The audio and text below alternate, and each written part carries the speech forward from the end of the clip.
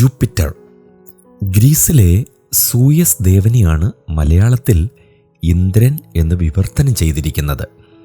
ഗ്രീക്കുകാരുടെ പരമദേവനാണ് Suez. ആകാശദേവനായ സൂയസിൻ്റെ നിയന്ത്രണത്തിലാണ് കാറ്റ്, മേഘം, മഴ, ഇടി തുടങ്ങിയ പ്രകൃതി ശക്തികൾ. അന്ത്യോക്യസ് നാലാമൻ യഹൂദ മതത്തെ ഉന്മൂലനം ചെയ്യാനുള്ള ശ്രമത്തിൽ യെരുശലേം ദൈവാലയത്തെ അശുദ്ധമാക്കി ഒളിമ്പസിലെ സൂയസ് ദേവനെ പ്രതിഷ്ഠിക്കുവാൻ നിർദ്ദേശം നൽകി. ലുസ്ത്രയിലെ ഒരു മുടന്തനെ പൗലോസ് സൗഖ്യമാക്കി. ഇത് കണ്ടിട്ട് ജനം ബർണബാസിനെ ഇന്ദ്രൻ എന്നും പൗലോസിനെ മുഖ്യപ്രസംഗിയാകയാൽ ബുധൻ എന്നും പേര് വിളിച്ചു. അപ്പോസ്തലപ്രവൃത്തികൾ 14-ാം അധ്യായം 8 മുതൽ 13 വരെ. പട്ടണത്തിൻ്റെ മുമ്പിലുള്ള ഇന്ദ്രക്ഷേത്രത്തിലെ പുരോഹിതൻ ഇന്ദ്രന് യാഗം കഴിക്കുന്നത് പോലെ യാഗം കഴിക്കുന്നതിന് കാളകളും പൂമാലകളും കൊണ്ട് അപ്പോസ്തോലന്മാരുടെ അടുക്കൽ വന്നു. അടുത്തത് കാളക്കുട്ടി പൂജ, കാഫ് വർഷിപ്പ്.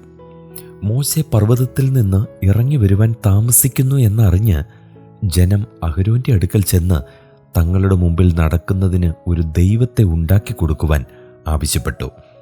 അഹരോന്റെ നിർദ്ദേശമനുസരിച്ച് അവരുടെ കാതിലെ പൊൻകുണുക്കുകൾ കൊണ്ടുവന്ന് ഒരു കാളക്കുട്ടിയെ വാർത്തുണ്ടാക്കി. പുറപ്പാട് പുസ്തകം 32-ാം അധ്യായം 1 മുതൽ 6 വരെ. ആവർത്തനം 9-16, നെഹമ്യാവ് 9-18, സങ്കീർത്തനങ്ങൾ 106-19, 20. മിസ്രൈമിൽ നിന്ന് തങ്ങളെ വീണ്ടെടുത്ത് കൊണ്ടുവന്ന യഹോവയുടെ പ്രതിരൂപമായിട്ടാണ് ഈ വിഗ്രഹത്തെ ഇസ്രായേല്യർ കണക്കാക്കിയത്. പൗരസ്ത്യദേശങ്ങളിൽ അക്കാലത്ത് കാള പരക്കെ പൂജിക്കപ്പെട്ടിരുന്നു.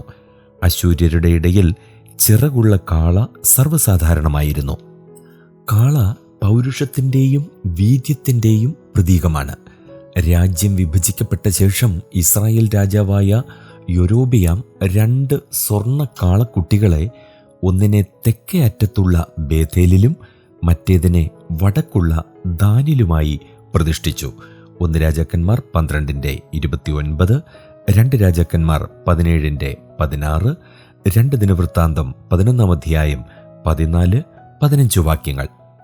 കനാന്യ കാളപ്രതിഷ്ഠകളെ യഹോവയുടെ ആരാധനയോട് പൊരുത്തപ്പെടുത്തുകയായിരുന്നു ഇതിൻ്റെ ലക്ഷ്യം. യഹോവ കാളക്കുട്ടിയുടെ മേൽ അദൃശ്യമായി ആരൂഢനായിരിക്കുകയാണ് എന്നവർ കരുതി. യൊരോബിയാം ഏർപ്പെടുത്തിയ ഈ വിമത ആരാധന അപകടമായി തീർന്നു.